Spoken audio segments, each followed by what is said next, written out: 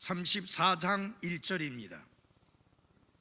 또 엘리후가 응답하여 이르되 오 지혜로운 자들이여 당신들은 내 말들을 들으라.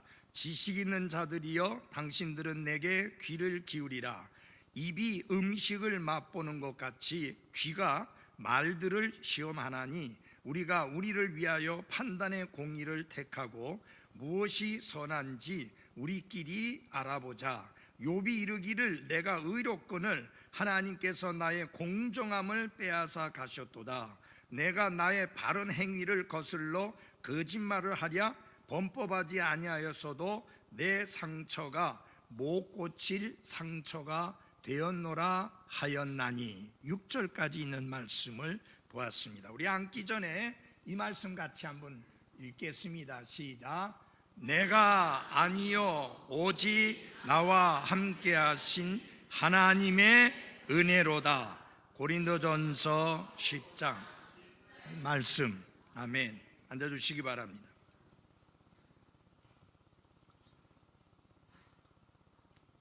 이 엘리후라고 하는 젊은 사람이 세 사람의 욥의 친구들, 그들은 나이가 많은 연장자들이었습니다.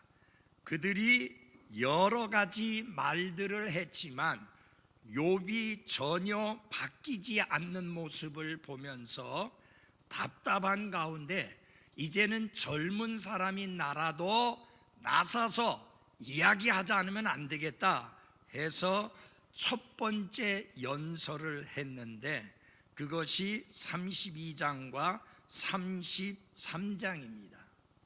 이렇게 장황하게 두 장에 걸쳐서 그가 이야기했음에도 불구하고 욥뿐만 아니라 욥의 세 친구도 그가 한 말들에 대하여서 아무 답변도 아무 말도 하지 않았습니다.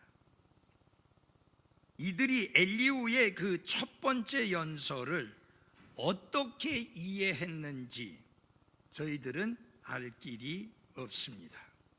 그래서 첫 번째 연설이 끝난 후 아무런 반응이 없자 이제 두 번째 연설을 하게 되는데요, 그의 연설의 마지막 부분을 보면은 3분의 2 분량의 내용은 주로 무엇에 대해서 말하느냐 하면은 하나님의 공의, The justice of God, 하나님의 공의에 대해서 이야기합니다.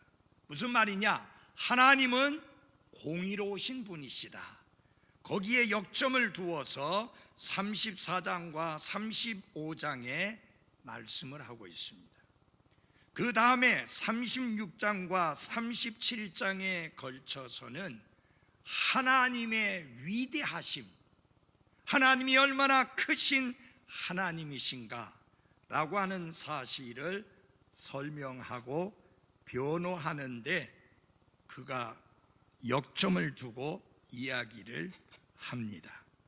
그래서 먼저 엘리후는 이제 하나님의 공의라고 하는 논제에 초점을 맞추어서 이야기를 하고 있습니다. 그리고 특별히 엘리후는 이 두 번째 연설에서 하나님의 공의에 대해서 설명을 하고 논박을 하면서 이제 그 엘리후는 어디에 그 초점을 맞추고 있느냐? 욥이 하나님이 불의하시다 라고 말한 것에 대해서 그의 오해를 풀어주고 그의 불평에 대해서 책망하기 위해서 답변을 하는 내용이 바로 이 34장의 중심 주제이기도 합니다. 그래서 이 34장의 중심 주제는 하나님은 공의로우시고 하나님은 항상 의로운 일을 행하신다 라고 하는 것이 욥의 친구인 엘리후가 강조하고자 하는 내용입니다. 그래서 하나님은 공의로우신 하나님이기 때문에 불의한 일을 행하시거나 악을 행하실 수가 없다고 하는 것이 엘리후의 주장인 것입니다. 그래서 하나님은 인생의 모든 환경에서 항상 옳은 일을 행하시는 거룩한 하나님이시다.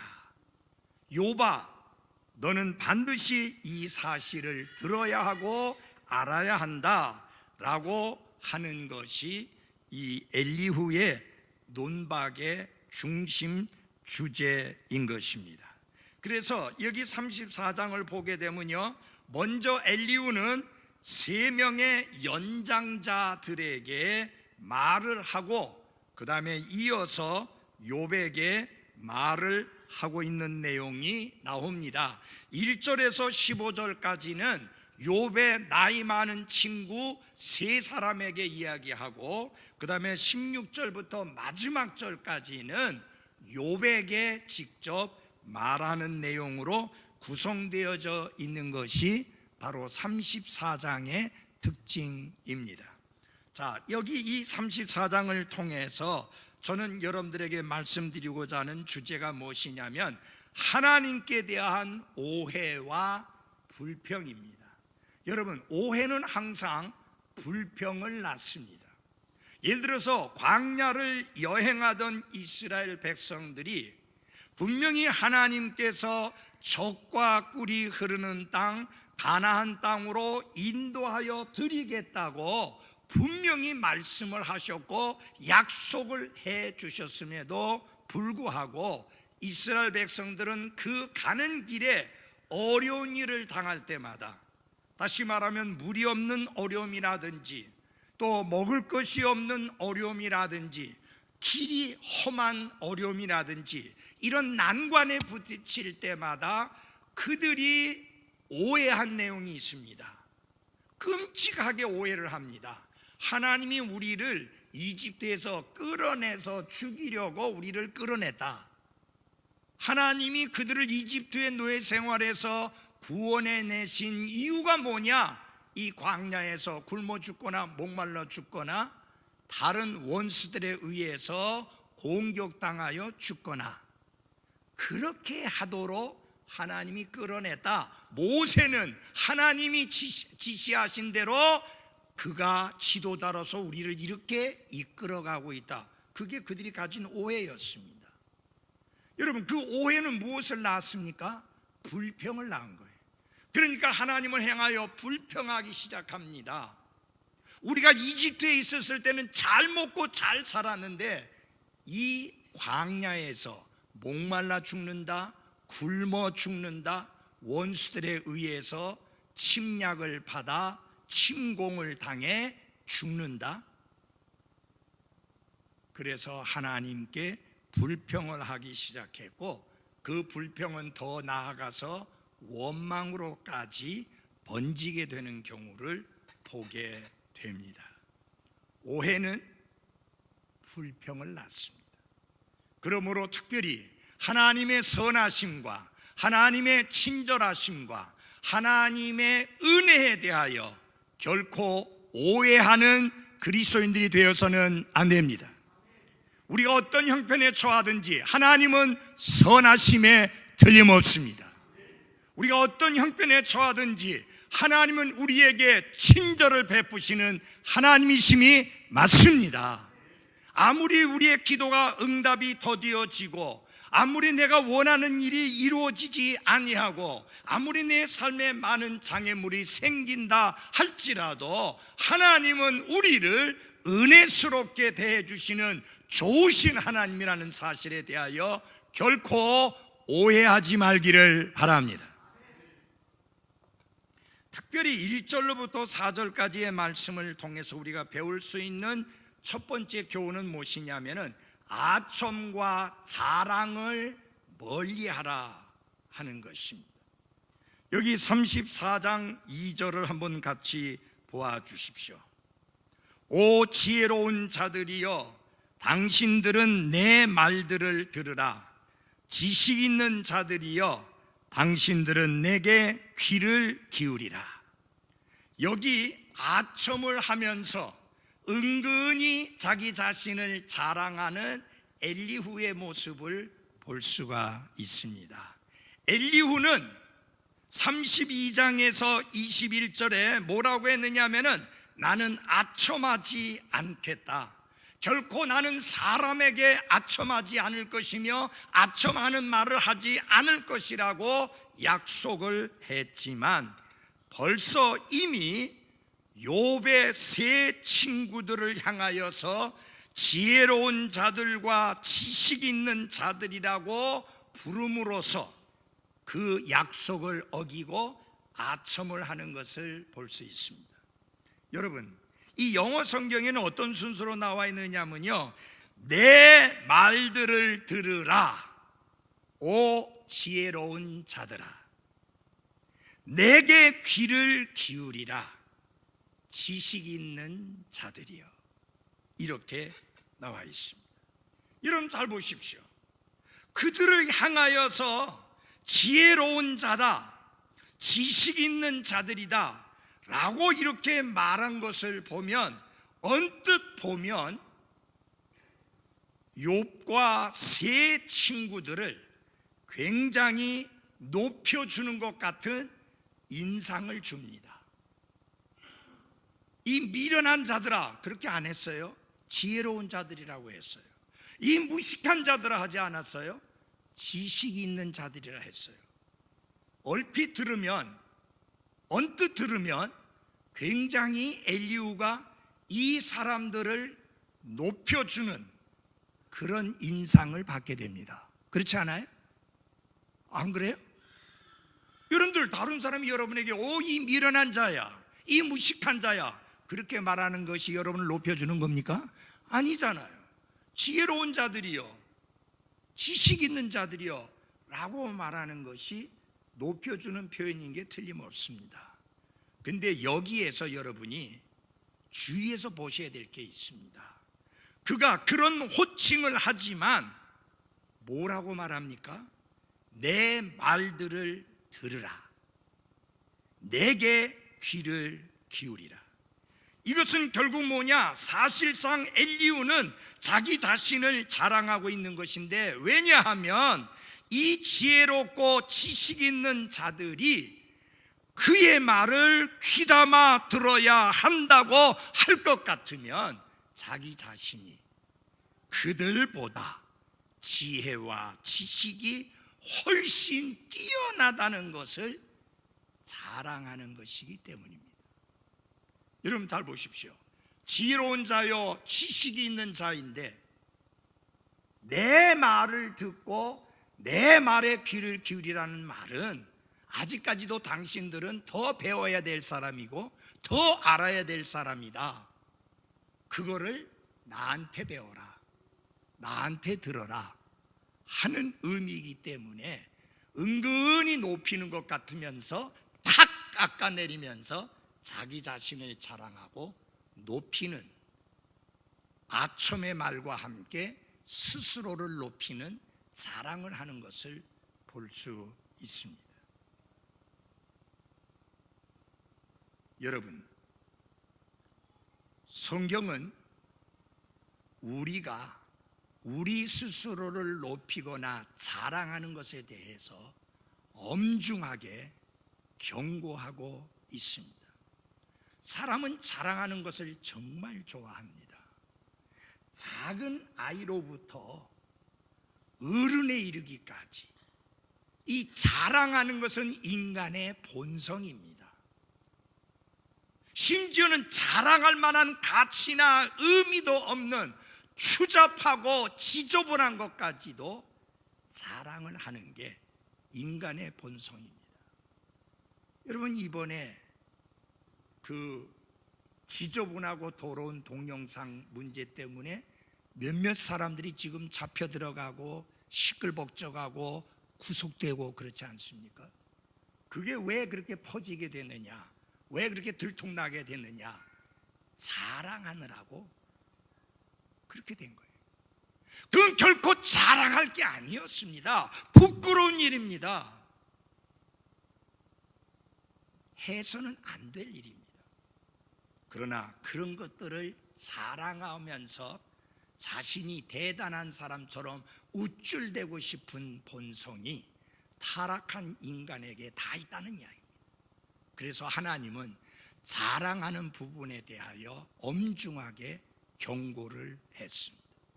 먼저 우리 구약 성경에서 보겠습니다. 다 같이 예레미야서 9장 23절을 찾아주십시오. 예레미야 9장 23절입니다. 예레미야서 9장 23절입니다. 주가 이같이 말하노라. 지혜로운 자는 자기 지혜를 자랑하지 말고 용사는 자기 힘을 자랑하지 말며 부자는 자기 재물을 자랑하지 말라. 오직 자랑하는 자는 이것, 즉 자기가 깨달아 나를 아는 것과 또 내가 땅에서 인자함과 판단의 공의와 의를 집행하는 주라고 하는 것을 자랑할지니라. 그 다음 같이 읽겠습니다. 시작. 나는 이 일들을 기뻐하노라. 주가 말하노라. 스스로 계신 하나님, 주 하나님이 말씀하십니다. 정말로 자랑해야 된다면 하나님을 깨달아 아는 것과 하나님께서 인자함과 판단의 공의와 의를 집행하는 주 하나님이라는 그것을 자랑하라. 이것을 내가 기뻐한다 라고 말씀하셨습니다. 부자라고 해서 돈을 자랑하지 말고, 용사라고 해서 자기 힘을 자랑하지 말고, 지혜로운 자라 해서 자기 지혜를 자랑하지 말라라고 엄중히 경고합니다. 신약 성경에서 보면은요, 사도 바울의 고백이 나옵니다. 내 자신에 관하여는 나의 연약한 것들 외에 자랑하지 아니하리라.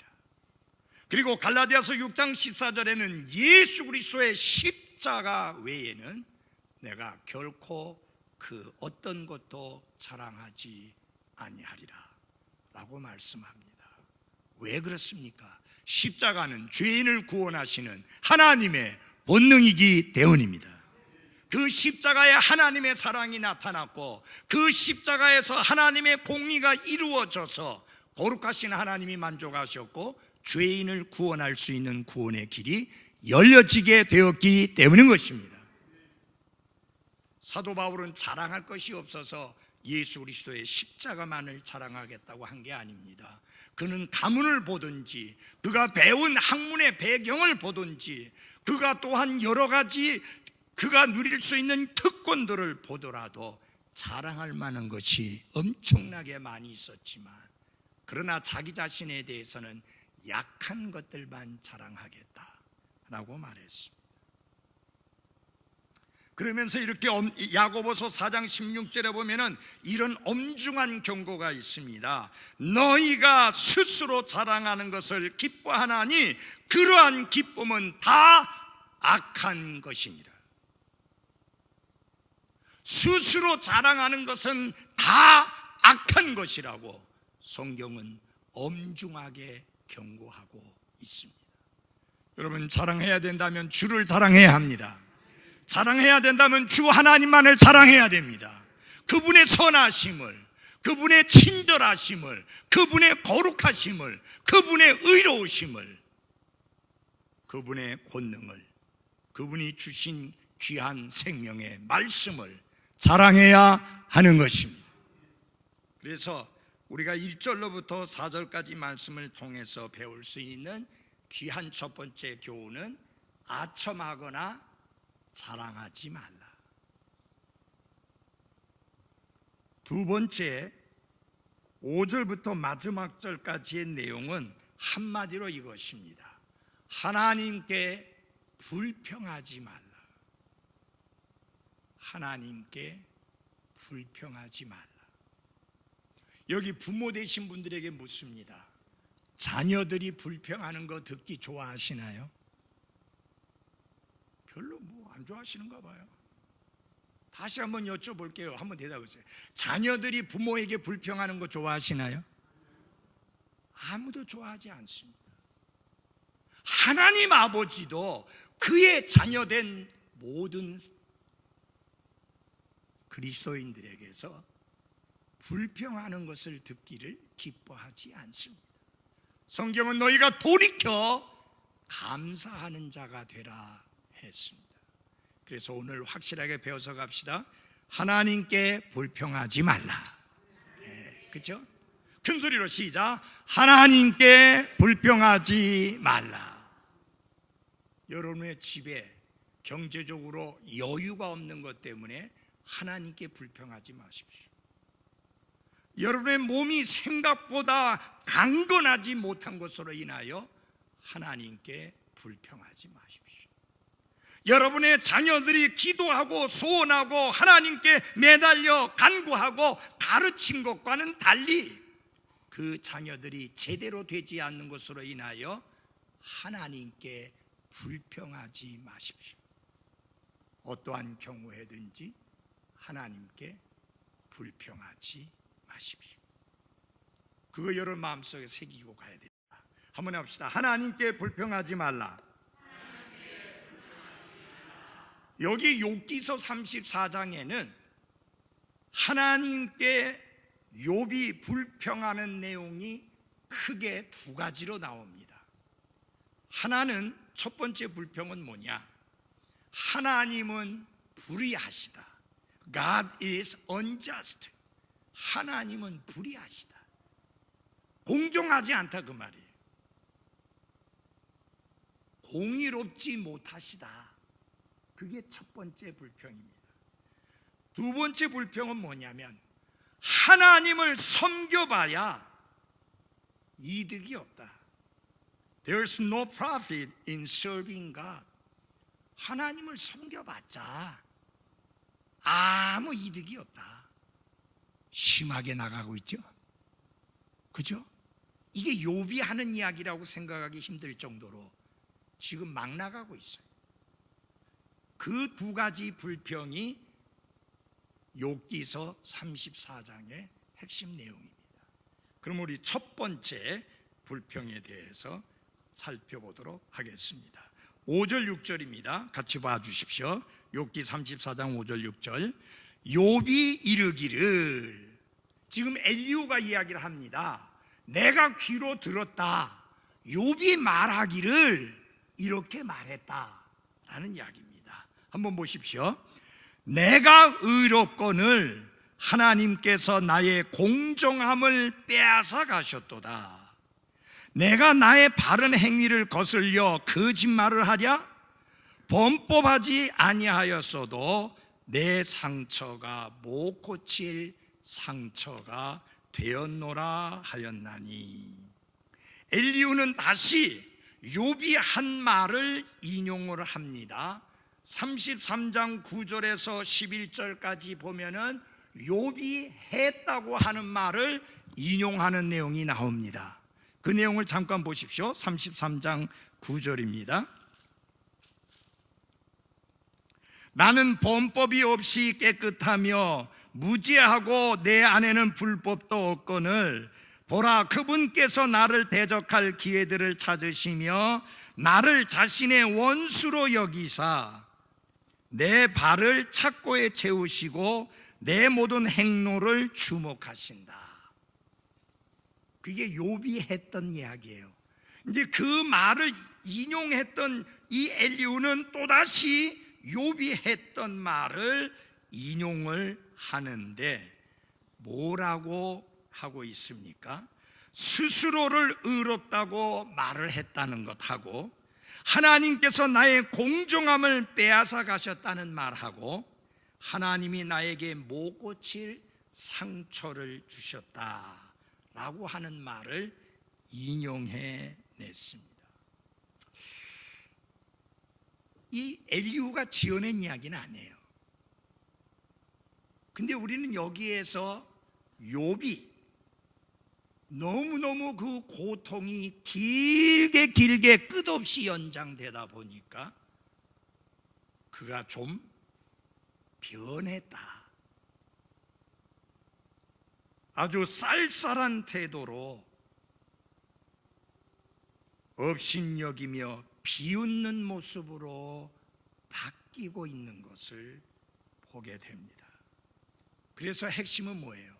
하나님은 불의하시다 라고 불평을 했습니다.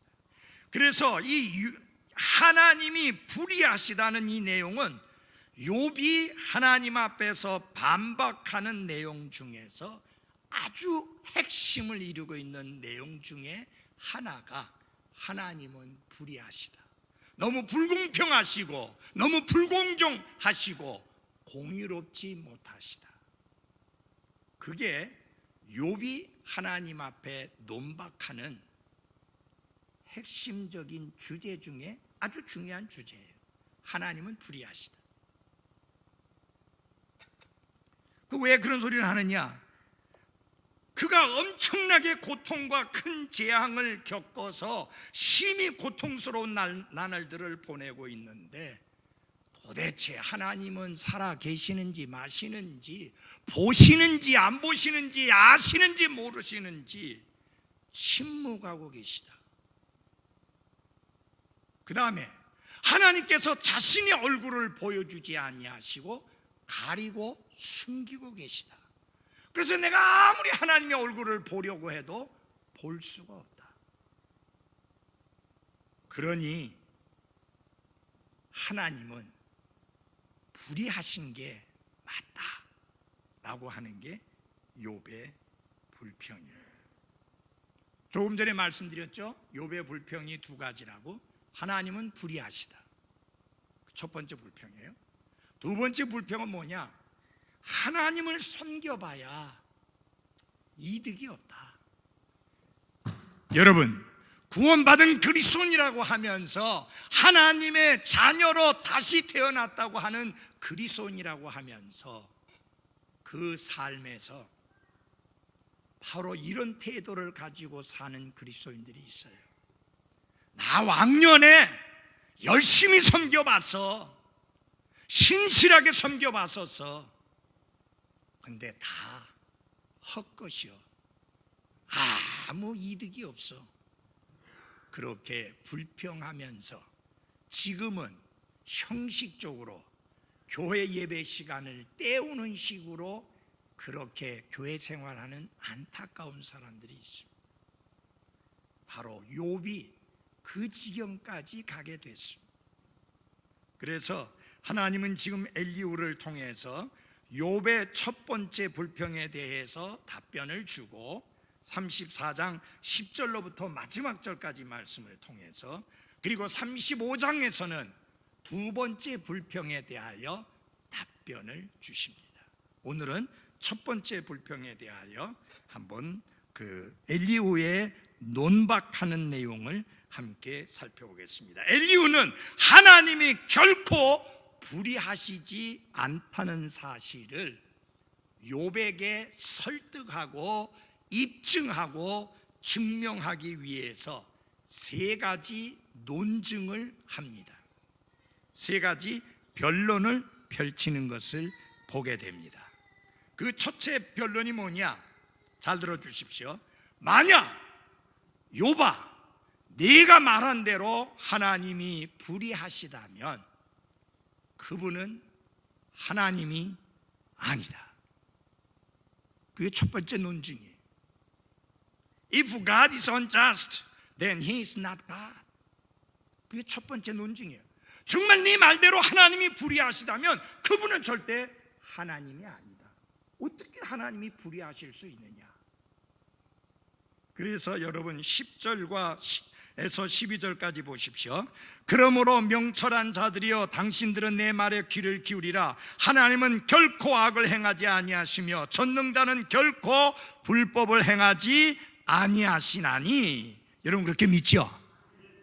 하나님은 결코 악을 행하지 아니하시고 전능자 곧 하나님은 결코 불법을 행하지 아니하신다.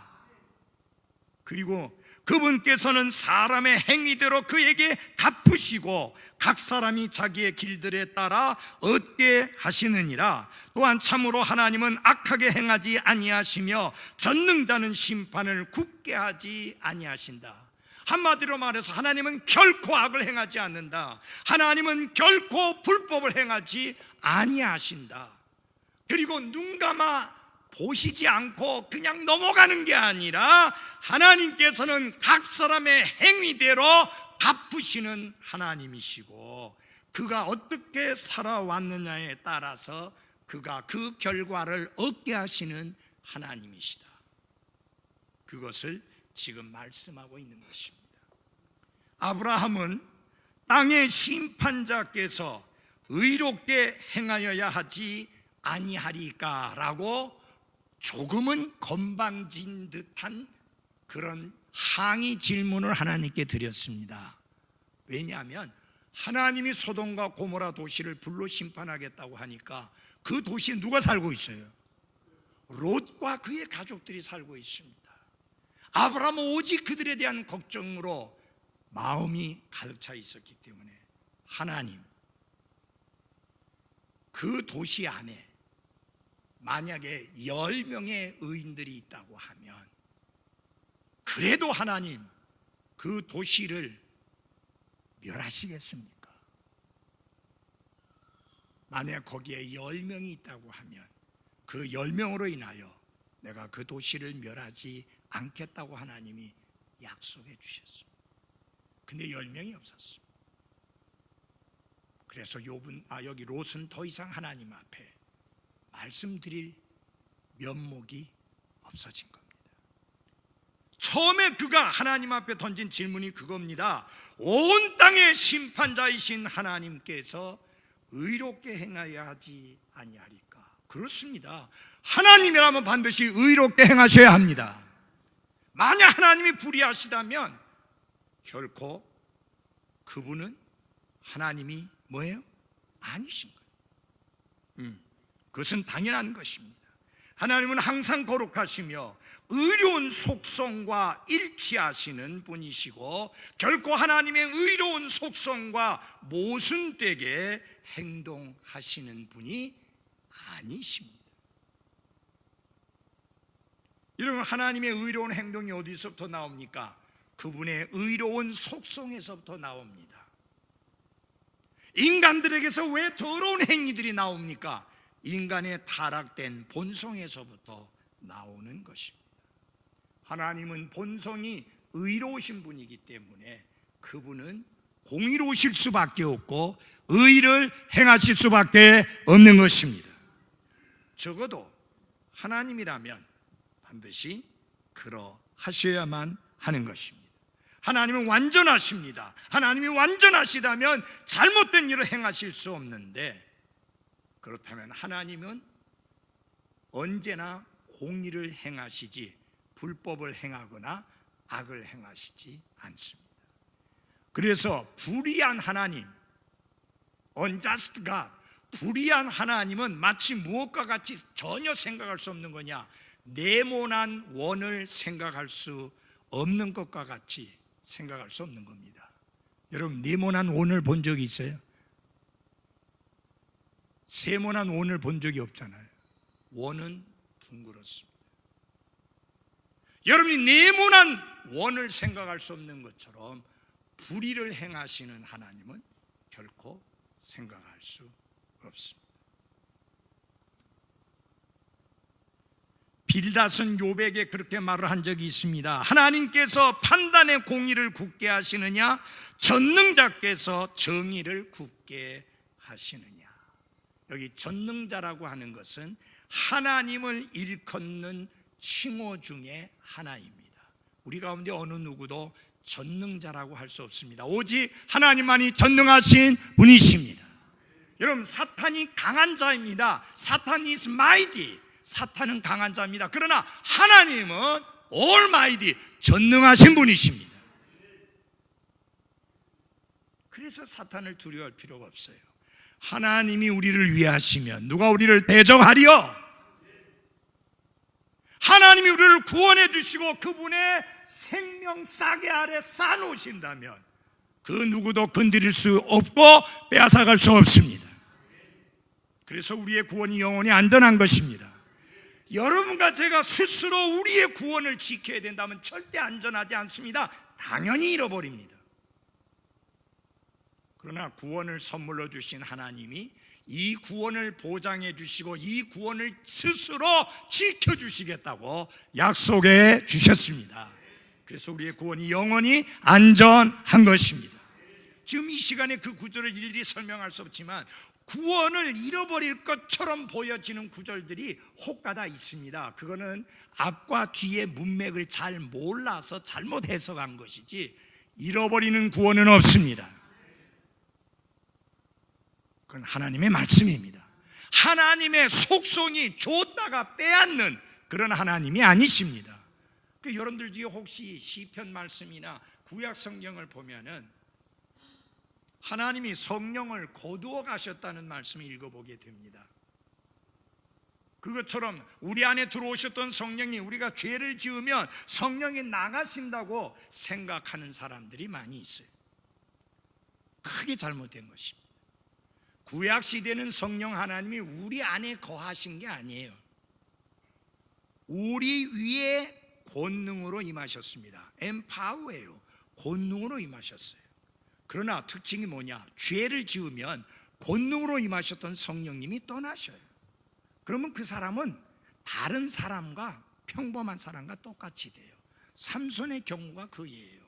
다윗이 제일 두려워했던 것이 뭐냐? 간음죄를 짓고 살인죄를 짓고 거짓말을 하고 그리고 난 다음에 자기 자식을 잃어버리고 나서 하나님 앞에 통에 자복하며 눈물 흘리며 기도하는 가운데 그가 제일 두려워했던 게 뭐냐면은 성령 하나님의 권능이 자기 위에 임해 있었는데 자신의 죄들로 인해서 자신 위에 권능으로 임하셨던 성령님이 떠나실까 봐, 하나님이 거두어 가실까 봐, 그게 두려웠어요.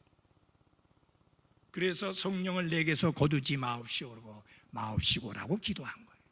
지금 우리는 그런 기도할 필요가 없습니다. 성령은 우리 안에 거하십니다. 우리와 함께 거하십니다. 그리고 영원히 떠나지 아니하십니다. 아니 그럼 목사님, 구원받은 그리스도인이 죄를 지으면 어떻게 됩니까? 그래도 성령 하나님 안 떠나십니까? 슬퍼하십니다. 그분이 슬퍼하십니다. 그러나 떠나시지는 않습니다. 그 다음에 중요한 게 있습니다. 하나님의 징계가 있습니다.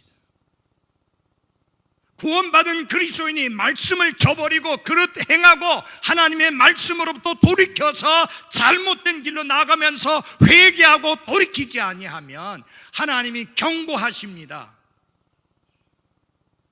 그래도 듣지 아니하면 하나님께서 매를 대실 수밖에 없습니다.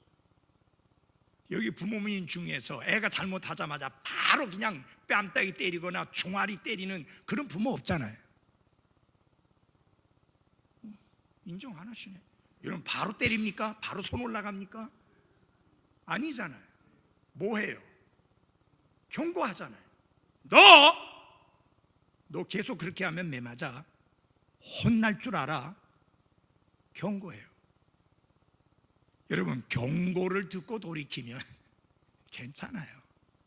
근데 애들은 미련하는 것이 이렇게 꼬여 있어가지고요, 경고 듣고도 안 돌이킨단 말이에요. 그래서 매를 벌어요. 그래서 제가 사용하던 게 뭐냐면 이 허리띠, 벨트. 성경에 보니까 허리띠로 때리라고 그랬거든. 그 어딜 때려야 되느냐? 얼굴 때리면 안 돼요. 엉덩이, 살 제일 많은 부분. 여기 아무리 맞아도 여기 멍들어도 안 죽어. 내 자녀는 징계하고 채찍해야 됩니다. 그래야지 어린 아이들이 늙어서도 원래 그가 가야 할 그 길을 벗어나서 다른 길로 가지 않습니다. 아주 부모 마음이 너그러운 사람처럼, 나는 그 목사님처럼 그렇게 거칠지 않고 나는 마음이 너무 너그러운 부모라고 해가지고 그냥 풀어놓았다가 어느 순간에 전혀 통제가 안 되는, 그런 상황이 되면 안 돼요. 하나님도 징계하시는데 왜 그분의 자녀된 여러분들이 자녀 교육시키면서 말 안 듣는데도 그대로 내버려 놔둡니까? 그러면 안 되잖아요. 여러분, 부모가 아이들한테 지면 안 돼요. 우리 집에서는 아이들이 어렸을 때 이제 밥 다 차렸습니다, 밥 먹자 하는데 밥 잘 안 먹고 뭐 떼쓰고 그러면 알았어, 가서 놀아. 밥 딱 치워요. 우리끼리 먹어요. 먹으려고 하는 사람만. 그러면 어떻게 되는지 알아요? 나중에 가서 엄마 밥 좀 줘요. 어머 싫다며, 가서 놀아. 이러면 그거 한두 번만 해놓으면요, 그 다음에는요 헐떡거리면서 먹습니다. 아이스크림 너무 좋아합니까 아이들? 계속 밥 주지 말고 아이스크림만 주세요. 자, 우리 아이스크림 먹자. 좋다. 애들 처음에 신나죠.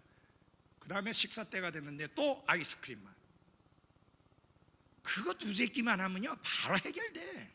그 무슨 애가 그냥 바닥에 앉아갖고 다리만 뻘뻘 이렇게 흔들어대면서 떼쓰는데, 그거 여러분 마트에 가는데 애가 떼쓰거든요. 내버려 두고 오세요. 그냥 지켜보면 지가 나중에 재미없어서 일어나. 그래서 와요. 왜 부모가 자녀에게 집니까? 하나님이 우리에게 지십니까? 줘요 안 줘요? 안 줘요 절대. 그래서 구원받은 하나님의 자녀됨의 증거 표가 무엇이냐? 징계입니다. 하나님은 엄중히 이야기합니다. 징계가 없으면 사생자요 참 아들이 뭐예요? 아니다. 제가 뭐 지나가는 아이 혼내줍니까? 제 자녀 혼냈지요. 저는 지금 손주들도 혼내요. 엄마 아빠 없을 때.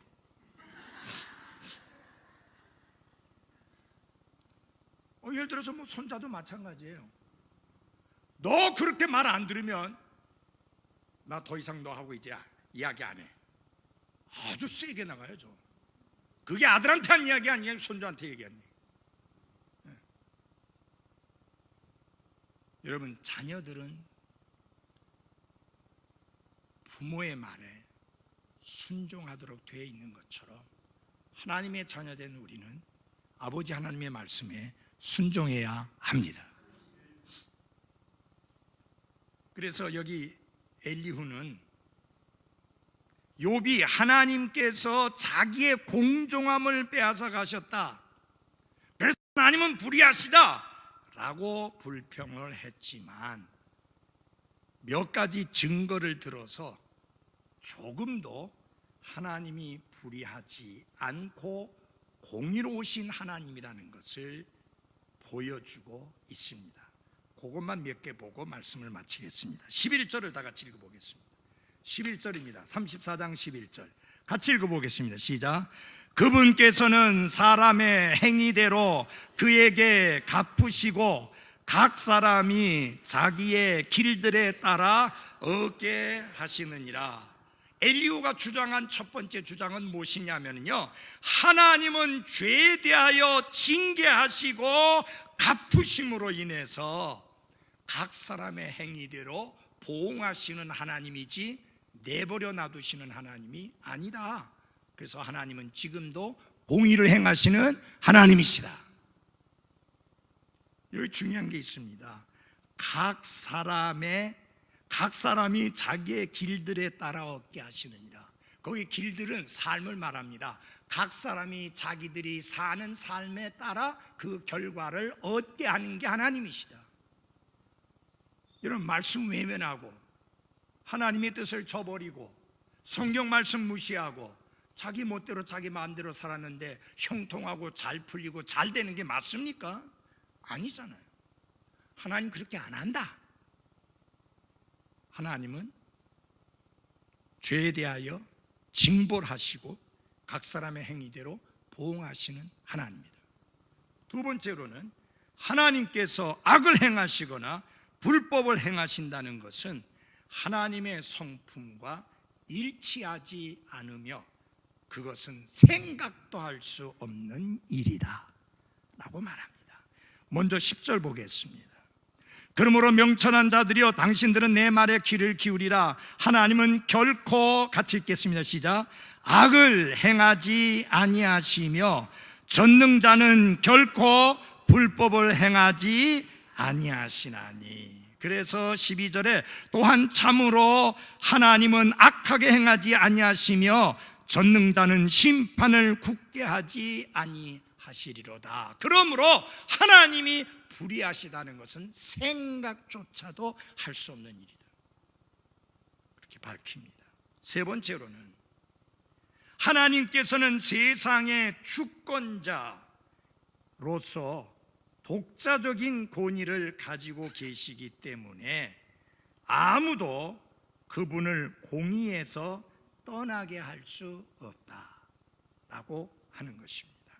자, 하나님은 주권자로서 모든 것을 쥐고 계시는 하나님으로서 권위를 가지고 계시기 때문에 그 누구도 하나님을 억지로 공의로우심에서 떠나게 할 수 있는 그런 존재가 있을 수 없다라는 이야기입니다.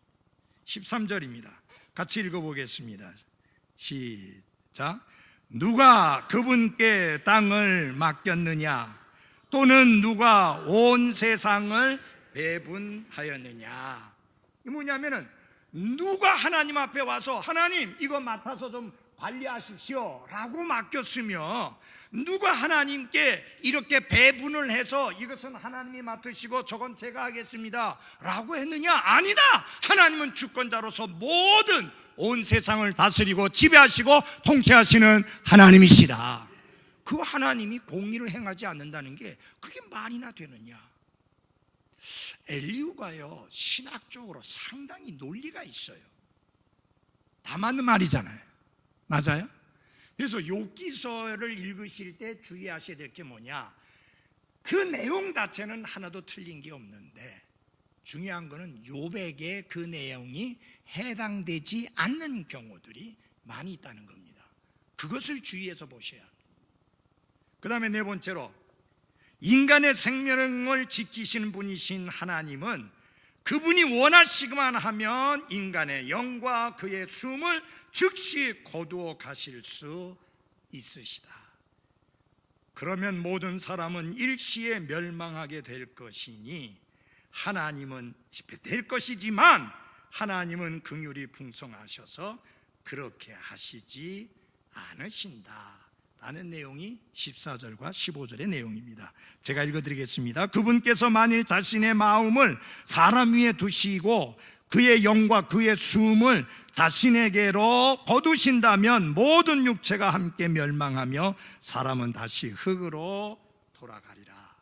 결국은 인간의 생명을 지키시는 분이 하나님이시다. 그래서 그분이 원하시기만 한다면 인간의 영과 그의 숨을 즉시 거두어 가실 수 있다. 그래서 인간은 일시에 즉시 멸망하게 될 것이다. 그런데 왜 그런 일이 일어나지 않느냐? 하나님은 긍휼이 풍성하신 하나님이시기 때문입니다. 사랑하는 여러분, 여러분과 제가 숨이 끊어지지 않고 오늘 이 시간도 살 수 있는 것, 하나님의 은혜고 하나님의 긍휼인 것을 잊지 마십시오.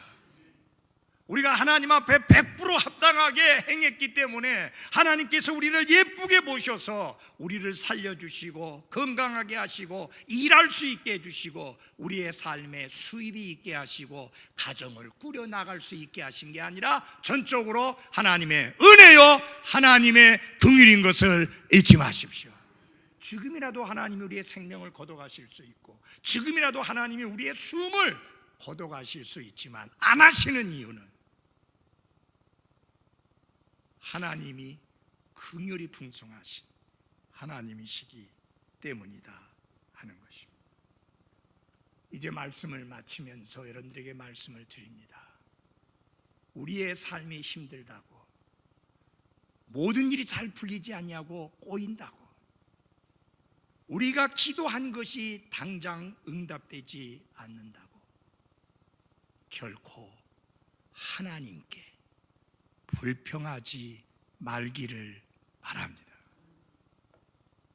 조금만 참고 기다려 보시면 하나님께서 모든 것을 합력하여 선을 이루시는 좋은 날을 보시게 됩니다. 지난주에 주일 아침에 영동 성소 침례교회 한 자매님이 저희 교회에 오셨었죠? 자매님 한 분. 이분이 얼마 전에 유방암 진단을 받고 수술을 했습니다. 그런데 또 다른 쪽에 아주 고약한 놈 암세포가 또 생겼는데 처음에 제거한 거하고 전혀 다른 못된 암이 또 있어서 또 수술을 해야 되는 상황입니다. 근데 그날 여러분들이 보신 분들은 보셨겠지만 굉장히 밝죠. 이주수 목사님한테 그 이야기를 듣고, 목사님, 성도들에게 이렇게 이야기하십시오. 그 자매님 앞에서 절대로 울지 말라고 하십시오. 밝은 표정으로 교제하고 웃으며 교제하고 절대로 그 자매 앞에서 울지 마십시오. 이 목사님이 저에게 그렇게 이야기했습니다. 목사님이 이야기해 주신 대로 그렇게 했는데 자매가 영적으로 훨씬 좋아졌다는 거예요. 암 수술하기 전보다 훨씬 밝은 얼굴이에요. 제가 깜짝 놀랐어요. 제가 거기 가서 여러 차례 설교했잖아요. 가서 볼 때마다 뭔가 불만이 가득 찬 것 같은 얼굴이었는데 지난 주일 아침에 본 얼굴은 천사같이 빛났어요. 잘 이기고 건강을 되찾을 겁니다. 사랑하는 여러분, 모든 일에서 모든 일에 감사하는 것을 우리 모두 배우며 결코 하나님께 불평하는 그리스도인이 되지 맙시다. 기도하겠습니다.